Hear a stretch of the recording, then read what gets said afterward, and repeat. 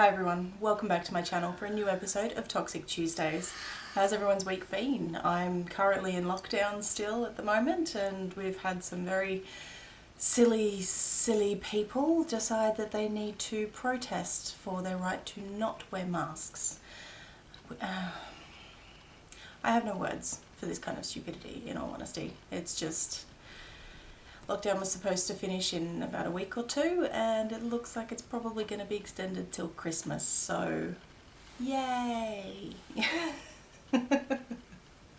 For those of you who are new here, my name is Bethany Veugen, and every week I do an episode where I discuss the toxic plants that you may have in your backyard, and today's episode is on Arnica Montana.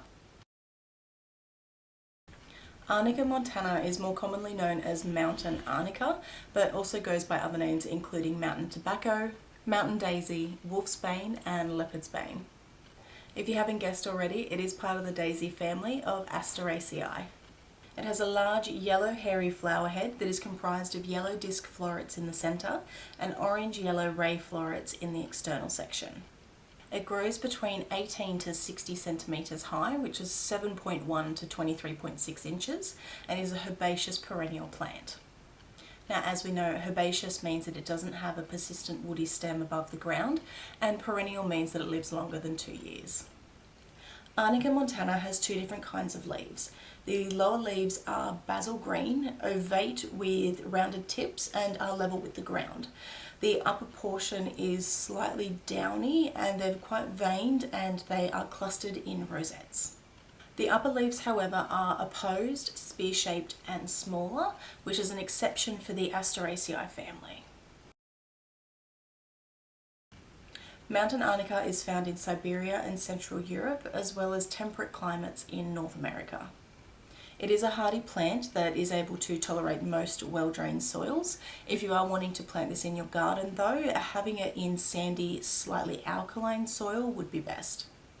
It does prefer full sun. However, if you are wanting this plant in your garden and you are in a hotter climate area, make sure you are planting it somewhere that gets afternoon shade, so that way you can get the most out of this plant.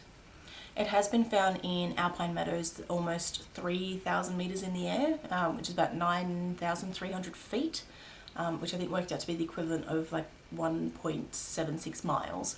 But finding them in the wild is actually quite difficult or rare because of the uses that they do have in homeopathic medicine. Mountain Arnica has a toxin in it called heleniline, which when consumed in large quantities is quite poisonous.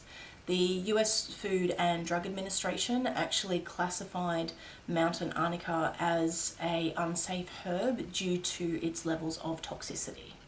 Now, ingestion of this plant actually causes a host of symptoms.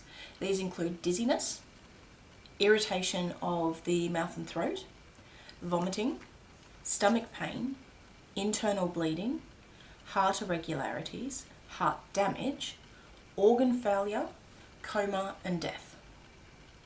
Also, rubbing this plant directly onto broken skin can cause the toxin to go directly into the bloodstream and can cause contact dermatitis as well as other skin irritations. So Mountain Arnica has been used in homeopathic medicine for over 100 years now. The flowers and roots were used to treat sore or stiff muscles, relieve bruises and strains, and to soothe burns. It assisted in healing minor wounds through the reduction of inflammation. It was used in the treatment of mosquito bites and also for varicose veins, which is the painful and swollen veins that are up near the surface of the skin, which is something that actually still a lot of people experience today.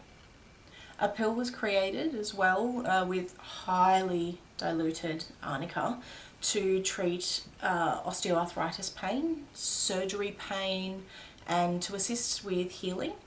And there's not a lot to really kind of back up those claims and those uses of that pill. Like there's not a lot of supporting evidence to show that that works.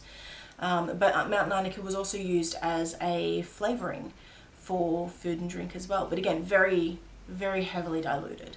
But yeah, it was used for food and drink. So that is everything today, guys, on Arnica Montana. Thank you so much for spending some of your day with me. I always appreciate it, and I hope that you learned something new. Let me know what you thought of today's episode, and if there's a particular toxic plant that you would like for me to do a video on, let me know in the comments below, or you can reach out on Twitter. As always, guys, stay safe, and I will see you next week for a new episode of Toxic Tuesdays. Have a lovely week and keep on learning. Bye, guys.